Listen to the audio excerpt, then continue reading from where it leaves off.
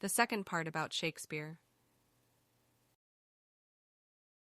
In the theater, the audience was the ultimate measure of success. Will quickly moved on to plays that people did like.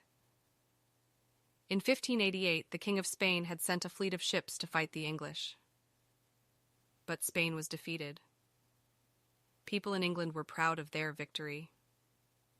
Will wrote a series of plays about English kings and English wars. This was very new, very daring. London went wild. Shakespeare's characters are what make his plays so interesting. Some are mostly evil, with a kernel of good or regret in them. Others are mostly good, but with a flaw in their personalities that leads them to ruin their own lives and the lives of those they love. He was the first to make characters as complicated as real people. After watching one of his plays, the audience would leave thinking about why people do the things they do. Between June of 1592 and April of 1594, bubonic plague swept through London. It claimed over 200,000 lives. Theaters were shut down as the deadly disease spread like wildfire. The filthy, crowded city was a breeding ground for disease. During this time of plague, William Shakespeare took quill in hand and wrote poetry. Will also began to write sonnets at this time. Sonnets are 14-line poems with complicated rhyme patterns. In London, Will joined an acting group, the Lord Chamberlain's Men. Will threw himself into the art, craft, and business of theater. He would remain with this troupe of actors for the rest of his career. That would be close to 20 years. In the midst of this busy, happy time, tragedy struck. Hamnet, Will's 11-year-old son, died. Hamnet's death must have been a terrible blow. Much of Will's work after Hamnet's death is filled with heartache and longing. In the play, The Merchant of Venice, a young man borrows money from a Jewish moneylender named Shylock. Shylock is portrayed as being greedy, cruel, and unfeeling.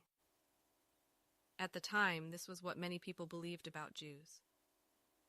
Shakespeare, however, shows the audience that Shylock, despite his flaws, is a human being like any other.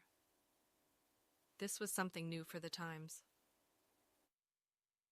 For the grand opening of the new theater, a flag with the Greek hero Hercules on it was flown. A black flag announced a tragedy, white a comedy, and red a history play. The new theater was named the Globe. As in many of William Shakespeare's plays, Julius Caesar shows just how attractive and dangerous power can be. We see how far some people will go to gain it. In Shakespeare's time, there was a similar plot to strip power from Queen Elizabeth. Once a king or queen died, usually the eldest son became the next ruler.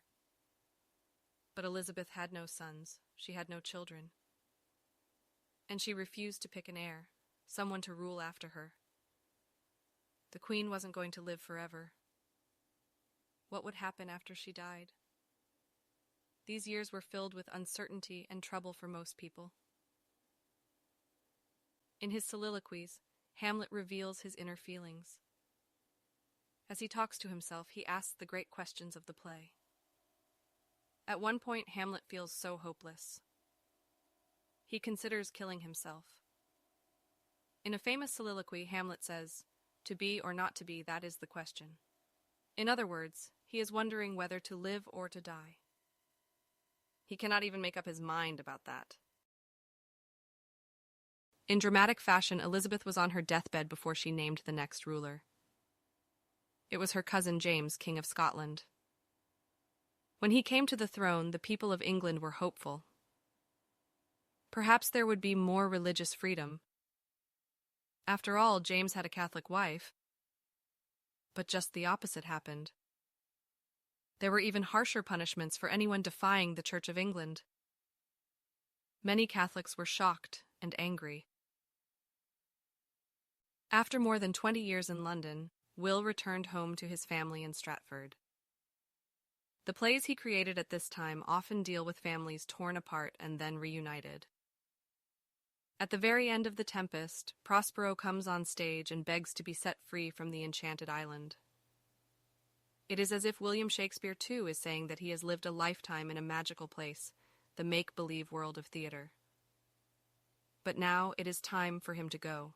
Surrounded by family, William Shakespeare died in 1616 in Stratford at the age of 52.